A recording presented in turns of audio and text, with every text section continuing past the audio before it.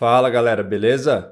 Hoje eu tô aqui com a Rosa. A Rosa tá aprendendo a programar, tá no comecinho da jornada e a gente vai registrar aqui algumas dúvidas que a Rosa vai ter, então a gente vai bater um papo desse início e a gente vai tentar registrar todo esse progresso dela para que ajude outras pessoas que também estão querendo fazer isso. Mas primeiro eu vou deixar a Rosa se apresentar e depois a gente parte para esse bate-papo e essas perguntas. Se apresenta aí para a galera, Rosa. Tá, meu nome é Rosa, eu tenho 35 anos, e eu já tenho uma carreira, né? Eu sou servidora pública, mas eu cheguei num nível em que eu queria mais, eu queria entregar mais, eu queria crescer mais, e aí apareceu essa oportunidade, né, de começar a desenvolver uma nova habilidade.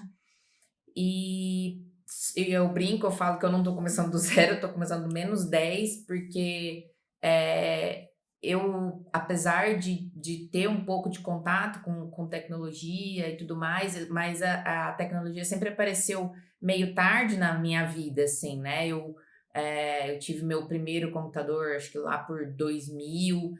Eu fui ter celular na época da faculdade, né? Meu primeiro celular tirava foto. Eu acho que comprei uns 7 anos atrás, 7, 8 anos atrás. Então, assim, nunca fez muito parte da minha vida.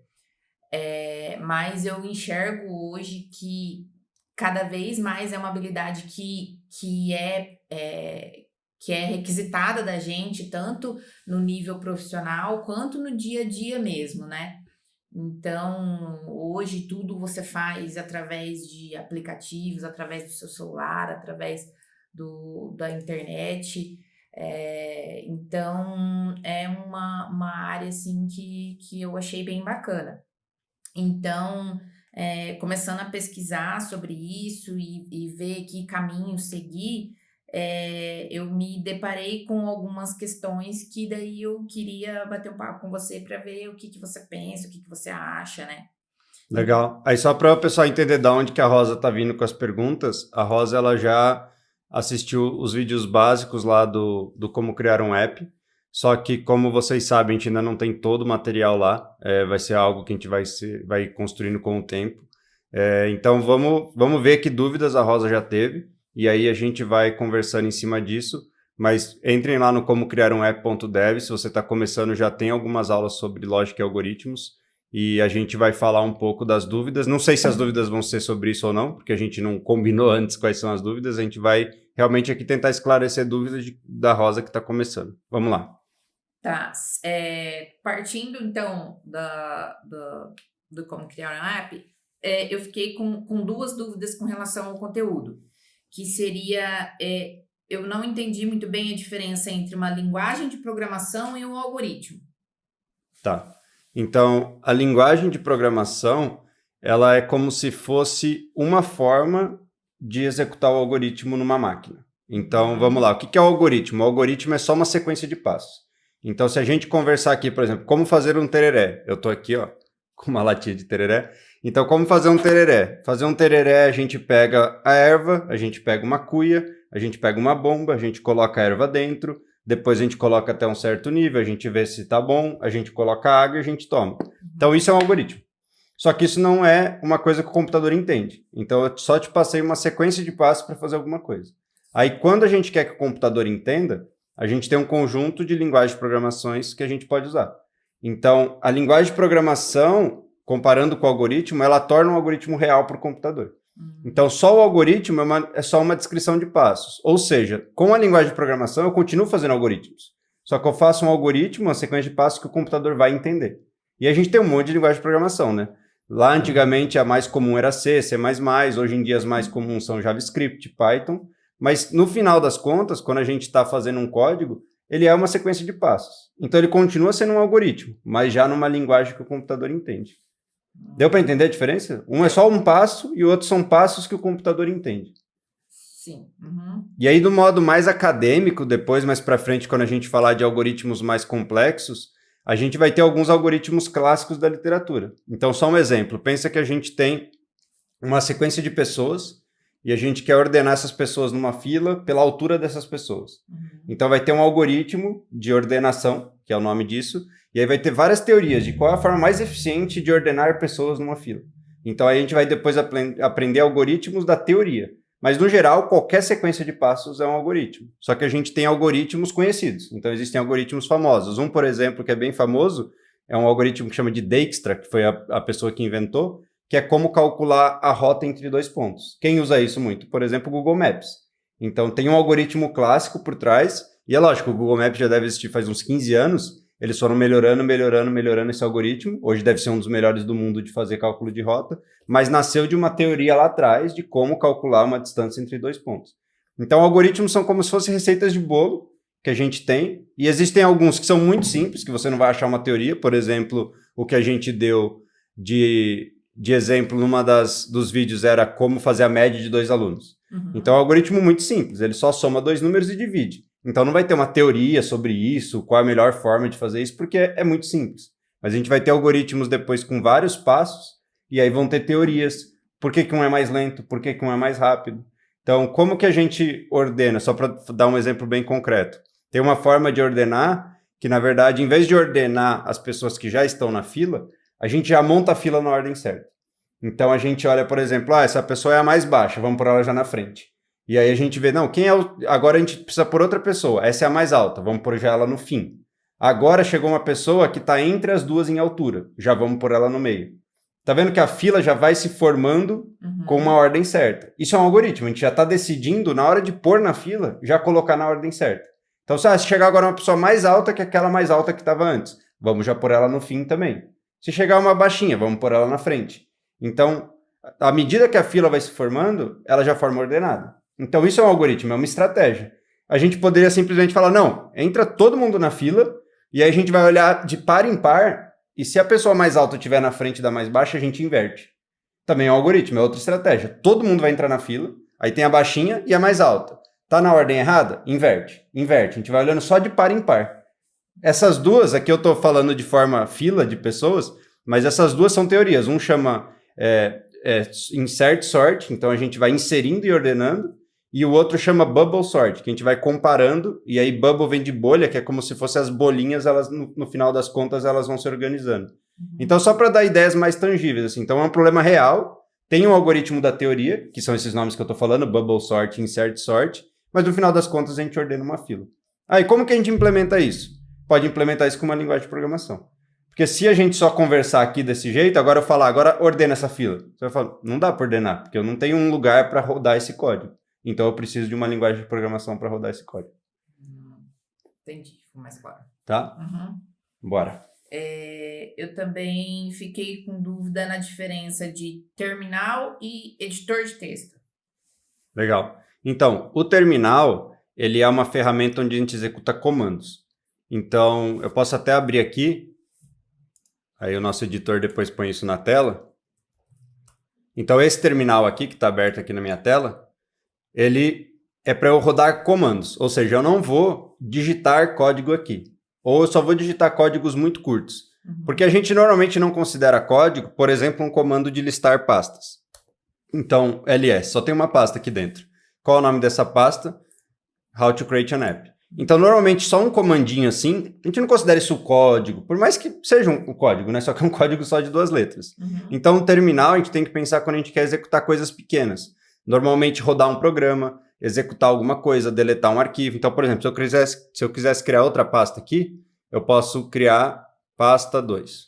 E aí, se eu der um ls agora, eu tenho o How to create an app e eu tenho pasta 2. Aí eu tenho, por exemplo, uma variação desse comando, que é com -la, que ele lista passando um monte de detalhe do arquivo. Por exemplo, quem criou o arquivo, qual que é o nível de permissão do arquivo, qual que foi a data que esse arquivo foi criado.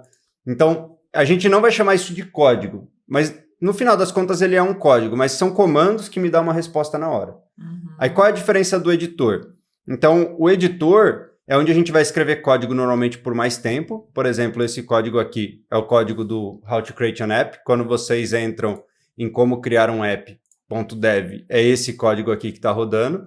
E aí vocês vão ver, se eu abrir um arquivo aqui, que eu tenho códigos mais longos. No terminal, eu não conseguiria digitar todas essas linhas e estar organizado e salvar isso num arquivo. Então, o terminal são coisas temporárias, navegação de pastas, são ações mais diretas. Aí eu acho que um ponto que isso pode ficar bem confuso é que eu posso usar o terminal também como um editor. Só que aí, vamos entrar aqui nessa pastinha, por exemplo, e eu vou editar um arquivo aqui. E aí, o que eu estou fazendo aqui? Eu entrei numa pasta e aqui eu estou usando esse Vim. Aí, o que é esse Vim? Que é aí que eu acho que pode ficar bem confuso mesmo, dependendo do vídeo que você estiver assistindo. Esse Vim é um editor de texto, só que ele roda dentro do terminal. Ou seja, aqui eu estou no terminal, estou só rodando comandinho e tudo mais. Quando eu entro no Vim e eu ponho um arquivo, isso aqui é um arquivo que eu tenho aqui, eu vou dar um Enter aqui. Opa! Ele abriu aqui, só que aí a gente tem que pensar que agora a janela aqui do terminal, na verdade, ela só está sendo usada porque eu já estava no terminal, mas agora eu estou dentro de um editor de texto. Então aqui, você está vendo o cursor ali, ó, igual a gente tem no Word, em qualquer... Só que qual é a diferença? A gente normalmente não usa o mouse, a gente vai usar só o teclado, aqui eu estou usando as teclas de mudar de direção, né? E eu posso editar também isso aqui. Então eu posso apertar a letra I, por exemplo, aí tá vendo que apareceu Insert aqui embaixo, e aí eu posso passar a inserir caracteres aqui. Então eu posso ir digitando coisas aqui. Só que o melhor jeito para não se confundir é, quando eu uso o Vim ou o VI, que são ferramentas que a gente usa dentro do terminal, eu estou no modo de editor de texto. Então esquece que é um terminal. E aí, inclusive, ele é bem difícil no começo, para quem não está acostumado a usar essas ferramentas, porque é tudo pelo teclado. Então, por exemplo, aqui eu preciso saber que eu tenho que apertar o ESC para sair do modo de edição. Eu tenho que saber que eu tenho que digitar, por exemplo, 2 pontos Q, exclamação para sair sem salvar. Então, como eu não tenho mouse, eu não tenho onde ir lá e clicar, eu tenho que saber os comandos. Então, isso é um pouco difícil no começo. E por que de vez em quando a gente usa isso? A gente não está com o editor aberto. Por exemplo, aqui é o WebStorm, que é o editor que eu estou usando. E a gente não quer carregar o editor para mudar uma vírgula. Pô, preciso mudar um número. Eu não quero abrir um editor, entrar no meu sistema operacional, escolher a pastinha. E eu já estou aqui nessa pasta. Então, eu faço um Vim e abro esse arquivo rapidão. E aí eu edito aqui, salvo e pronto. Só que isso não é obrigatório usar no começo. Tem desenvolvedor que ama programar dentro do terminal com Vim e VI, mas eu não acho que é uma boa escolha, nem para quem está começando, nem para quem é avançado. Hoje as ferramentas de edição, e a mais famosa do mundo JavaScript hoje é o VS Code, elas são muito evoluídas e elas dão muito produtividade para a gente. E o nome melhor para a gente falar do editor de código é falar IDE, que seria um ambiente integrado de desenvolvimento. Porque a IDE, diferentemente de você programar no Word ou num sei lá, Notepad, alguma coisa muito simples de editar texto, ela te dá vários recursos. Tá vendo aqui, por exemplo, eu tenho uma aba para rodar, eu tenho uma aba para controle de versão, eu tenho uma aba para fazer uma busca, eu tenho uma aba para sim ver os arquivos e ver as pastas. Então eu tenho muito mais do que simples... Porque senão todo mundo poderia usar o Word, poderia usar um editor de texto, qualquer coisa, né? Por que a gente não usa? Porque aqui a gente tem recursos adicionais. Então tem o editor, mas aqui a gente usa uma IDE, que é Integrate Development Environment. Então eu tenho um ambiente integrado de desenvolvimento. E aqui tem o VS Code, que é a mais popular hoje, é da Microsoft. E a que eu mais gosto é o WebStorm. Para estudante ela é gratuita, mas se você não é estudante e não consegue provar que você é um estudante, ela é paga. Então o VS Code hoje é o mais popular, mas eu particularmente a que eu mais gosto é o WebStorm. Só que no começo, para quem está começando, eu acho muito difícil perceber alguma diferença. Então provavelmente ir na gratuita é a melhor opção. E aí, só para completar a explicação, você pode hoje em dia usar vscode.dev direto no navegador e você consegue usar no navegador, não precisa nem instalar. Mas também não é o que eu recomendo. Eu acho que é legal você ter na sua máquina, ter as suas configurações salvas. Aí aparece aqui, por exemplo, esse download VS Code. E aí vai ter para Windows, vai ter para Mac, vai ter para Linux. Só clicar aqui e seguindo Next, Next, Next no Windows ou no Mac. Normalmente o usuário de Mac já sabe como que instala, do Linux também. E aí você vai ter exatamente esse mesmo ambiente, só que na sua máquina. Deixa eu até ver se eu estou com ele instalado. Eu estou com ele instalado aqui, eu vou abrir VS Code. Você vai ver que é a mesma coisa. Só que a diferença, isso aqui é até de um outro vídeo que vai sair, que eu gravei com o Bruno. Então a gente tem os arquivos aqui. Então nesse miolinho aqui ele funciona como editor. Mas olha uma coisa legal. Ele já tem um terminal embutido. Então ao invés de eu estar igual eu estava aqui com uma outra janela separada com o terminal, eu consigo, por isso que é um ambiente integrado. Eu consigo dentro do VS Code também rodar os comandos. Os mesmos comandos que eu estava rodando. Eu posso rodar um ls para ver as pastas ou arquivos. Eu posso mudar de pasta, eu posso entrar em pasta, eu posso criar pasta. Então, as mesmas coisas que eu faço no terminal lá fora, eu consigo fazer no terminal aqui dentro. Qual que é a missão de uma IDE? É que o desenvolvedor precisa sair o menos possível dele. Então, tudo que for para fazer, a IDE tenta fazer com que você faça aqui dentro, para você ganhar tempo, para você ter mais agilidade. Então, basicamente, essa é a diferença. Então, terminal para rodar comandos, a IDE ou o editor para a gente fazer o código de verdade, criar um monte de arquivo, organizar as pastas, rodar as coisas, olhar o resultado. E, além disso, dá para rodar um editor dentro do terminal, mas eu não recomendo para quem está começando. Mas é legal saber que existe. Então, existe o VI e o Vim. Tudo isso também vocês encontram aqui nos sites deles. Deixa eu abrir aqui. Vim, por exemplo. Então vai ser um site bem old school mesmo, porque essa galera que usa o Vim normalmente curte essas paradas bem old school. Então você vê que o site parece que nunca foi atualizado, mas tem coisa que foi postada agora em fevereiro. Enfim, então a gente tem esses editores mais simples, mas eu recomendo que vocês usem uma IDE, por exemplo, o VS Code é uma ótima escolha.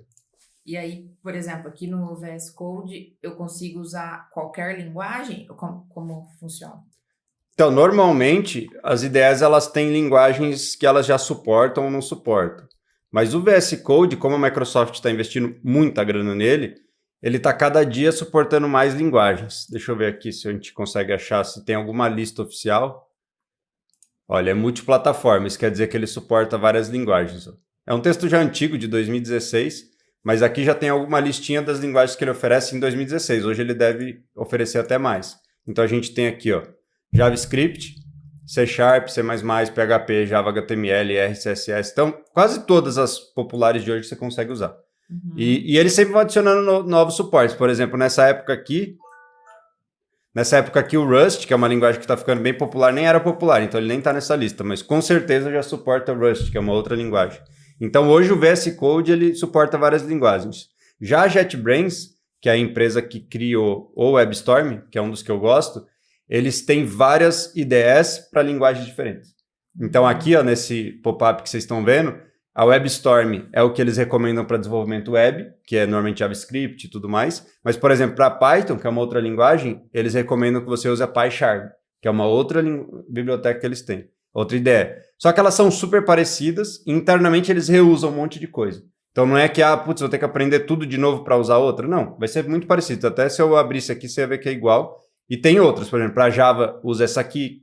Então, para cada linguagem, aí vai depender de quem está produzindo a IDE. A da Microsoft tenta resolver para todas as linguagens e tem empresas que tentam resolver para linguagens específicas. Mas no final das contas, você vai usar alguma coisa muito parecida e todas elas meio que uma vão copiando a outra. Então, a JetBrains já faz IDEs faz mais de 20 anos. Então, o VS Code copia várias features deles porque eles já são muito antigos. Então, basicamente qualquer linguagem você vai conseguir fazer no VS Code. E um código, ele é inteiro escrito numa linguagem só? Ou ele pode ter pedaços de outras linguagens? Porque no vídeo se fala sobre bibliotecas. Então, pode ter essa miscelância ali ou não? Pode. Dependendo da mistura, é um pouco complexo, porque assim, quando a gente faz código, a gente tem que pensar sempre num grupo de pessoas. E não, eu vou fazer esse código sozinho o resto da minha vida. Uhum. Porque se o projeto crescer, vai ter várias pessoas envolvidas. Aí, como empresa, você tem que se preocupar, por exemplo, com recrutamento. Então, se eu for usar 4, 5, 6 linguagens diferentes, na hora de contratar, eu vou precisar achar uma pessoa que sabe 5 linguagens diferentes. Então, como empresa, não é muito interessante ter um monte de linguagem. Tem empresa que é um pouco mais arriscada e usa um monte, tem empresa que usa menos. Mas, em linhas gerais, a gente deveria escolher a melhor linguagem para o problema que a gente quer resolver. Então, as linguagens, por que existem várias? Porque elas têm características diferentes, elas resolvem problemas de forma diferente. Mas, no geral, a boa parte das empresas, principalmente quando estão começando, vão escolher no máximo 2 linguagens.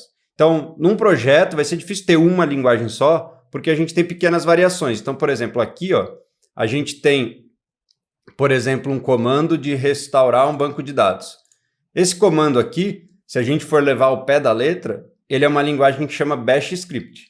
Então, é uma linguagem de fazer pequenos scripts. É como se fosse o terminal, só que com múltiplos comandos que a gente consegue rodar. Depois a gente vai ver isso nos outros vídeos mais para frente. Então, se eu falar que esse projeto aqui é 100% JavaScript, é mentira, porque tem pequenos arquivos que estão usando Bash Script. Mas, no geral, nos projetos hoje em dia modernos, muita coisa é feita em JavaScript. E aí tem uma outra linguagem também que é derivada do JavaScript, que chama TypeScript. Mas também a gente vai ver isso mais para frente, mas é praticamente JavaScript. e a gente, então, evitem misturar muitas linguagens, principalmente no começo, principalmente no mesmo projeto, mas sempre vai ter um pouquinho de outras linguagens no meio, mas quase todo projeto vai ter uma linguagem principal. Tanto que quando você cria um projeto no GitHub, ele te pergunta, qual é a linguagem? Então, normalmente, os projetos têm uma linguagem específica com pequenas variações dentro, mas não é recomendado misturar muito e tem coisas que nem funcionam. Então, por exemplo, não é fácil, eu estou num código JavaScript e aí eu chamo um código de outra linguagem para rodar lá dentro. Então, não é simples esse processo de ficar integrando as linguagens. Só que aí uma coisa legal de saber, mas não precisa entender em profundidade, quase todas as linguagens, elas dependem de outras linguagens nos bastidores. Então, quando a gente roda, por exemplo, Node.js, que talvez seja uma das dúvidas que vai ter mais para frente, o Node.js ele é um JavaScript que roda no servidor. Então, a linguagem é JavaScript, mas por baixo dos panos tem muito código C, tem muito código C++. Você, desenvolvedor, não vai precisar tocar desse código quase a sua vida inteira. Mas é legal você saber que a linguagem ela não é autossuficiente, porque na programação a gente vai sempre se beneficiando de códigos que outras pessoas escreveram no passado. Então, o JavaScript, ele se beneficia de outras linguagens, o Node.js tem vários módulos escritos em outras linguagens, mas no dia a dia você vai tentar usar uma só. E no começo, a minha recomendação é usar uma só. Depois que você já tiver bastante experiência com essa, vai ser muito mais fácil você se adaptar para outra. Agora, se você quiser, vou aprender 3 ao mesmo tempo, provavelmente você vai ficar perdendo muito tempo se confundindo. Porque cada linguagem faz as coisas um pouquinho diferente, e aí você vai perder tempo e falar, putz, eu fiz errado porque eu estava achando, meu cérebro foi para o Python e eu estava programando em JavaScript. Então, evite essa mistura no começo, por mais que no futuro ela vai acontecer. Então, a minha é igual aprender idioma, assim, eu acho que não é uma boa estratégia você tentar aprender italiano e inglês ao mesmo tempo. Tipo, aprende uma bem, depois você vai para a próxima, senão você pode acabar sabendo dois idiomas muito meia boca. Então, tentar aprender tudo de uma vez em uma linguagem, depois vai ficar até fácil aprender outras linguagens, porque quase tudo vai se repetir. Então já casa com outra dúvida, que é eu estava vendo alguns conteúdos e eu via que os conteúdos dispostos eram muito específicos. Então, como fazer tal coisa, né? Tipo, e eu sempre aprendi, né, a alguma habilidade nova, tipo, do geral para o específico. E eu percebi que os conteúdos, eles são muito específicos. Então, a minha dúvida é, aprendendo essas várias caixinhas depois, tipo, juntam para formar um conhecimento só, ou eu precisaria desse conhecimento mais geral, mais amplo, para partir para algo mais específico? Aí depende muito do estilo de cada pessoa também, né? Tem gente que gosta de aprender tudo, todo o básico e depois específico. Tem gente que já gosta de entender só um pedacinho em profundidade. E até tem algoritmos sobre isso também, mas aí eu não vou entrar porque vai confundir muito, mas só para quem quiser pesquisar, pesquise sobre busca em profundidade e busca em largura. Então, ser programador te ajuda a entender até o mundo, porque são duas estratégias diferentes. Então, uma estratégia é, eu vou aprender o básico de tudo, ou seja, eu vou aprender como que eu uso condições, como que eu uso laços de repetição, como que eu uso estrutura de dados, como que eu uso classes, como que eu vou aprendendo tudo. Eu vou ser especialista em tudo? Não, eu vou saber um pouquinho de tudo. Depois, eu vou começar a me aprofundar. Então, aí eu vou entender várias formas de fazer laço de repetição, várias formas de criar uma estrutura de dados, que esses nomes que eu estou falando são conceitos de programação. Ou a gente pode simplesmente falar, não, eu não vou começar a ver laços de repetição enquanto eu não tiver expert em condições. Isso vai muito... Tem gente que fica desconfortável de seguir para um outro caminho sem ter dominado o primeiro. Então tem pessoas que são... Isso é perfil de pessoas, não tem como a gente falar o certo ou errado. Então a pessoa, não, eu quero fazer 30 exemplos de condições, aí eu vou para fazer laços de repetição. Na faculdade, por exemplo, que eu fiz faculdade, eu diria que é um meio termo. A gente fica ali, sei lá, 1 ou 2 semanas em cada conteúdo, porque a gente está ali na faculdade bastante tempo, e depois a gente vai para o próximo, então a gente vai no médio, a gente nem sabe só um pouquinho, mas também não sabe tudo. Eu acho que é mais legal hoje em dia, que a gente é muito acelerado, ver um pouquinho de tudo. Então vamos passar todo o conteúdo um pouquinho, e depois a gente volta consolidando o conhecimento. Porque se você não tiver o conhecimento do todo um pouquinho, pode ficar um pouco maçante. Então, aprender, por exemplo, só condição, sem você saber fazer um laço de repetição, te limita bastante que tipos de algoritmos você consegue implementar. E aí pode ser frustrante. Então, vamos ficar 1 mês fazendo só condições? não tem tanta variação assim se você não começar a colocar outros elementos juntos. Então, eu acho que é ruim a estratégia para quem está começando pelo nosso modelo de vida hoje. A gente é muito acelerado, é tudo muito rápido, então acho que pode ser frustrante. Tanto que a estratégia que eu estou usando no Como Criar um App é de ser bem superficial no começo, falar um pouquinho sobre variável, um pouquinho sobre constante, um pouquinho sobre saída de dados. Eu não fui até o fim, porque se eu for até o fim vai ficar muito maçante. Então, todos os tipos de constante, todos os tipos de variáveis, eu acho que não precisa. E agora o próximo passo dos vídeos lá vai ser falar de condições, que com condição a coisa começa a ficar um pouco mais legal. Então, por exemplo, aquela conta da média que a gente fez, a gente poderia falar se o aluno foi aprovado ou reprovado, porque eu consigo fazer uma condição. Se tal coisa aconteceu, aprovado. Se não, se eu não ir para a condição, já fica muito limitado que exemplos eu posso dar, porque o código, basicamente, ele é um decisor, e sem uma condição ele não consegue tomar uma decisão. Então, acho que é legal a gente ir passando por vários tópicos, e aí tem que, acho que aprender a conviver com esse desconforto de, nossa, mas eu acho que eu não sei tudo sobre variável. Eu acho que eu não entendi tudo sobre condições, eu já vou falar de outra coisa. Mas é legal para a gente começar a pôr mais complexidade. E depois a gente vai voltando nos gaps que forem ficando no caminho. Tá. Uhum. E deixa eu ver o que mais. E o que você acha que seria um requisito básico para começar de hardware? Tipo, de máquina, o que eu preciso ter? Beleza. Eu tô usando o Mac já faz um tempo, mas eu sei que o Mac não é nada acessível. Então, o Windows hoje tem uma estrutura já muito boa. Eu até, inclusive, estava vendo uma outra coisa aqui que estava até aberta aqui, como instalar um terminal no Windows. Mas, enfim, acho que o Windows é a melhor opção pela acessibilidade, por você conseguir máquinas mais acessíveis. Então, pensando em Windows, eu acho que pelo menos um i7, que é o processador aí mais comum da Intel. Eu não sei qual é o equivalente da AMD ou de outras empresas que estão fazendo processador, mas um Intel i7 eu acho que ele é bem razoável para processamento. E aí de memória, eu recomendaria pelo menos uns 8 GB. E aí tem um ponto bem importante na maioria das linguagens dos ambientes, é que acaba que o HD, o disco mesmo, ele faz muita diferença. Então, hoje em dia eu nem sei como que anda a venda de HD, mas procurar um HD SSD. A diferença é basicamente que antes do SSD era um disco mesmo que ficava girando. E isso é muito mais lento do que a tecnologia de SSD, que é muito mais parecido com um pendrive. Então, procurar um disco SSD, processador pelo menos i7 e pelo menos 8 GB de memória RAM. Então, acho que com essas três coisas... Não precisa ser um HD gigante. Se for um HD de 128 GB já deve dar e sobra. Memória também não precisa ser a melhor memória possível do mercado. Eu acho que sendo 8 GB já vai dar para trabalhar na maioria dos projetos.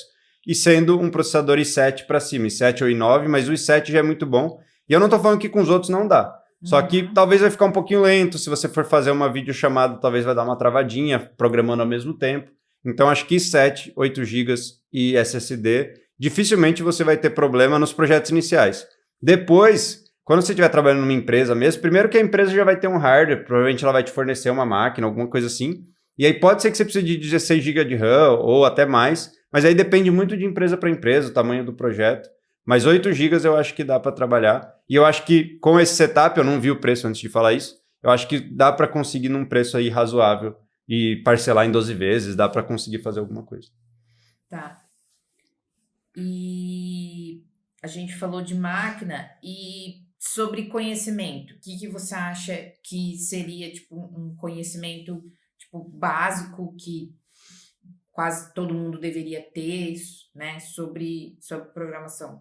Eu acho que antes, talvez você queira saber até antes de programação, né? O básico para conseguir começar. Eu acho que é legal saber um pouquinho de terminal. Então, até no vídeo que eu gravei com o Bruno, eu dei algumas dicas de terminal e a gente dá para passar uma lista básica de comandos de terminal. Acho que esse poderia ser até o próximo vídeo que eu posso gravar ainda essa semana para publicar. Então, assim, o que é o básico, né? Vocês viram que aqui, enquanto eu estava falando, eu usei alguns comandos básicos. Trocar de pasta, criar pasta, entrar no arquivo. A gente não usa muito mouse na hora que a gente está trabalhando. A gente não usa muito navegar na pastinha lá do Windows. A gente usa muito mais o terminal, porque é mais prático quando você está acostumado, é claro. Então, acho que usar a terminal é legal. Aprender o básico sobre a IDE. Então, como que eu rodo o meu programa? Como que eu vejo... A gente vai falar muito de web aqui, né? Programar para internet. Como que eu vejo o resultado que eu estou programando no navegador? Entender um pouquinho do navegador também. Então, vou voltar a mostrar minha tela aqui.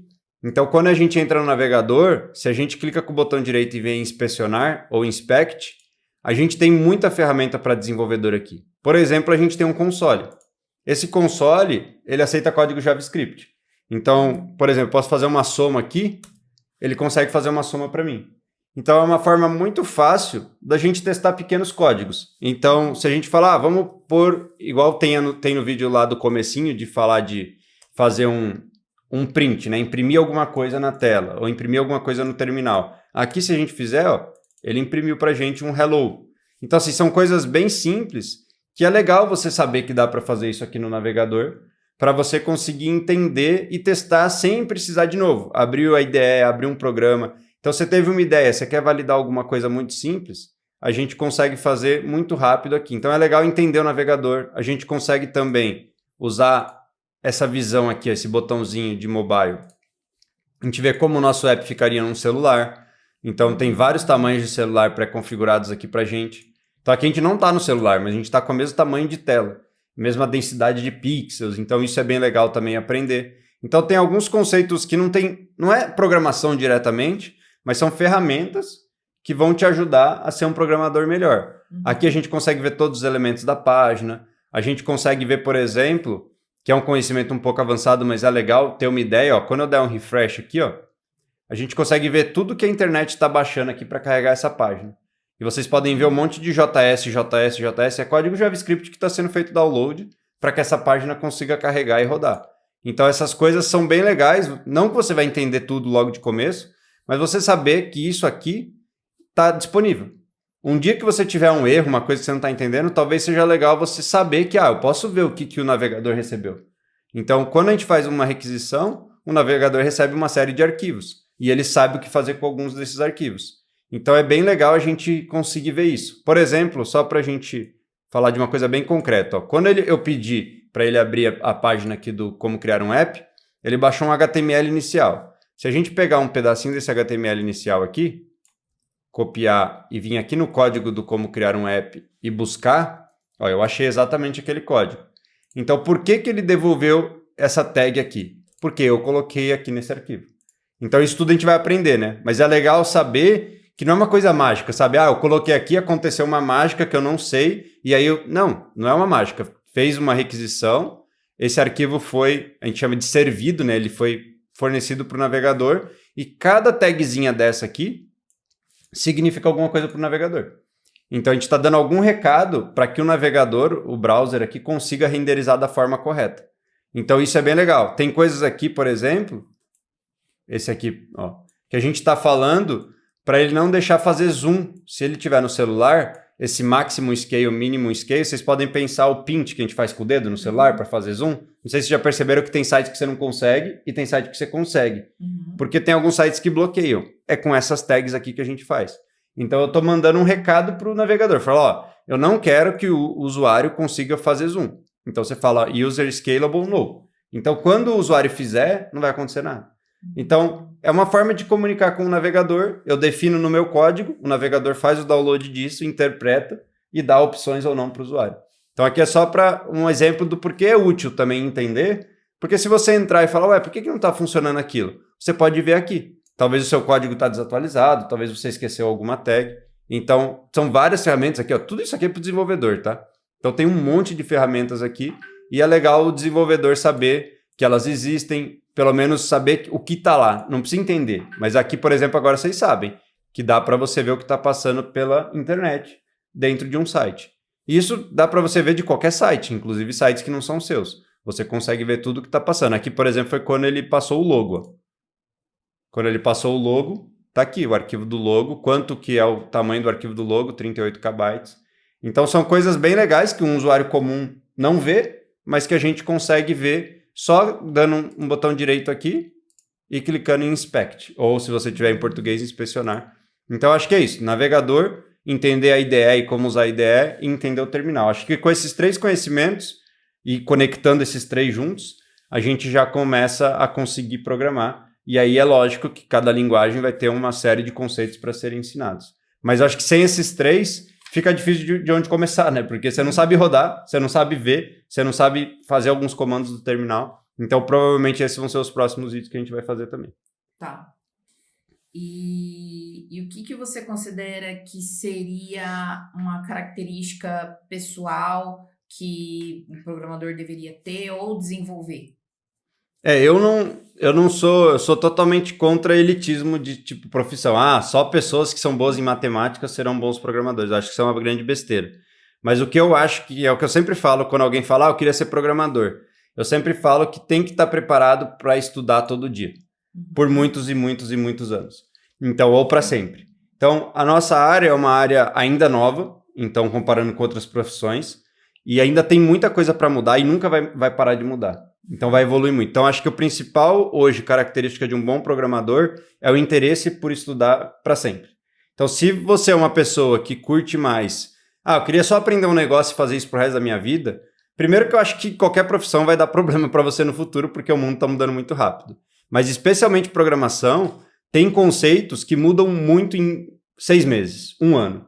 Então não é que todo o seu conhecimento vai ser inútil, mas você vai ter que aprender coisa nova, senão você vai ficar para trás. E isso acontece muito no mercado hoje. Então você vê, talvez você conheça histórias de programadores que falam que ganham mal, que falam que não tem vaga, mas muito provavelmente por falta de tempo para se atualizar. Então não dá hoje para se acomodar e falar, eu só vou aprender o que eu trabalho, porque com certeza já tem muita coisa acontecendo. Então para mim essa é a principal característica, gostar de estudar, querer estudar o resto da vida e dedicar tempo para isso. Esse é hoje o que eu vejo o grande diferencial entre um programador bom, que sempre está bem atualizado, e um programador mediano. Por mais que ele possa ter sido bom um dia. Como a tecnologia evolui muito rápido, a gente precisa evoluir junto com a tecnologia. Acho que é basicamente isso. Acho que que eu iria perguntar também é o que seriam os próximos passos, assim? O que você acha que seria a melhor forma, mais produtiva de conduzir os meus estudos daqui para frente, assim? Eu tenho uma estratégia que eu gosto bastante, que foi assim que eu aprendi a programar, que é com resolução de problemas. Então, tem alguns sites que eles propõem problemas, eu posso fazer uma listinha e colocar na descrição do vídeo. Tem um que eu nem sei se ele ainda está no ar, mas era o que eu mais usava na época, eu posso até pesquisar aqui ao vivo. Ele ainda está no ar. Que ele chama Spoj. Esses sites, eles são para quê? Eles não são para quem só quer aprender a programar. O maior foco desses sites é para quem quer ser competidor em programação. Então, existem competições de programação. Mas o que é legal? A maioria desses sites, eles têm classificação do problema. Então, você consegue falar assim, eu quero os problemas mais bestas, os problemas mais fáceis. E por que eu achei essa uma estratégia muito boa? A gente fica criando coisa da nossa cabeça para tentar ver se a gente aprendeu ou não, tem um viés natural nessa escolha. Então, eu já sei as coisas que eu aprendi. Então, eu vou fazer um programinha aqui. Você já vai limitar no seu cérebro só pelas coisas que você sabe fazer. Sim. Então, se eu não sei fazer um laço, se eu não sei mexer com uma lista de elementos, se eu sei mexer com um elemento, em vez de fazer, tipo, calcule a média dos 100 alunos da escola, você vai fazer calcule a média dos 3. E aí você vai dar um jeitinho de fazer lá e vai dar certo. Então, quando a gente tem um problema que já está escrito por alguém, não tem muito para onde correr, porque, tipo, tá lá o problema, você tem que aprender. E aí você vai perceber as coisas que você não sabe. Isso é constante em programação. Então, de novo, não é uma profissão para quem quer ficar na zona de conforto. Vários momentos na vida, mesmo daqui 10 anos, você ainda vai olhar para um negócio e falar, nossa, eu nunca fiz isso. E aí você vai ter que aprender a fazer. Então, acho que fazer uma abordagem por problema é bem interessante.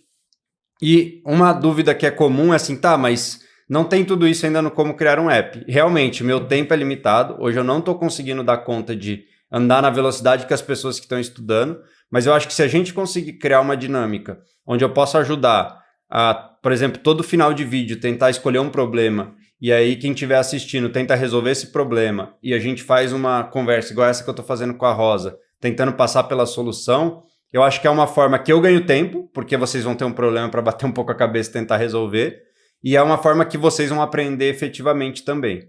E lembre que como criar um app, uma das ideias dele é que a gente coloque link de outros conteúdos, não é só o Felipe que põe conteúdo ali. Então, se vocês encontraram um conteúdo inicial bem legal sobre algum assunto, vamos colocar ali. A minha ideia inicial é só colocar conteúdos gratuitos, mas se a gente também conseguir entender que tem conteúdos pagos que são legais, a gente pode ver. E até aproveitando para fazer um mini jabá, para quem não acompanha minhas redes sociais, eu mudei de empresa faz alguns meses, quase 2 meses, e a empresa que eu trabalho agora se chama Provi. e a Provi ela financia também cursos. Então, acho que isso é uma coisa bem legal, porque a Provi ela tem uma condição de financiamento muito boa, ela aprova pessoas com vários perfis que o banco não aprovaria, então a Provi ela é focada em financiamento de estudo, e a Provi começou financiando curso de programação. Então, a Provi é muito forte nisso, então a gente também pode preparar uma lista de parceiros da Provi que fazem isso, e a gente começar a entender quais têm os cursos mais alinhados para quem está começando. Então, acho que esse é um outro caminho legal. Esses cursos, eles vão ser pagos, mas tem a Provi como parceira de financiamento, e a Provi não está patrocinando aqui o canal, mas é só porque realmente eu trabalho na Provi e é uma empresa que tem esse foco de ajudar as pessoas a mudar de carreira, a se formar, a conseguir se capacitar. Então, é uma opção que, para quem não sabe, existe. Então, a gente tem uma empresa que está focada em dar acesso à educação. Então, isso também é legal para a gente conseguir, talvez, acelerar. Enquanto, como criar um app, que a ideia é ser sempre de graça, não tiver todo o conteúdo, talvez é interessante a gente conseguir também ter outras formas. Então, me cobrem disso, né? Primeiro, fazer essa sequência desses vídeos básicos. Segundo, tentar passar problemas específicos para a gente resolvendo junto, que eu acho que isso vai ser muito legal. Eu mesmo passei 3, 4 anos da minha vida resolvendo esses problemas e me divertia muito. E terceiro, tentar ver cursos pagos também, enquanto a gente não tem todo o conteúdo, para recomendar. Então, eu posso tentar entrar em contato com algumas escolas, tentar revisar a ementa, para a gente ter certeza que aquele conteúdo faz sentido. Todas as escolas da Provi, a Provi já passou por já fez uma sabatina e já validou, mas pode ser que não seja o melhor formato para as pessoas que estão aqui assistindo o vídeo. Pode ser que seja um formato para outro tipo de experiência prévia. Então, vamos tentar fazer esses 3 passos juntos. Eu acho que a gente consegue chegar num lugar legal para que vocês não travem nos estudos, que eu sei que é frustrante falar, pô, agora não tem mais nada para assistir, agora eu não sei qual é o próximo passo, então eu vou me comprometer com vocês de estar dando esses passos mais rápido. Não, acho que por enquanto era isso. Já esclareceu bastante. Muito bom. Então, esse foi só o primeiro papo. A Rosa vai voltar aqui mais vezes. Vocês vão ver também vídeos do Bruno. Então, a gente vai pegar alguns exemplos de pessoas que estão aprendendo para a gente conseguir passar isso, tirar essas dúvidas que várias pessoas têm e a gente crescendo todo mundo junto. Beleza? Muito obrigado, Rosa, pelo tempo e valeu, galera. Obrigada.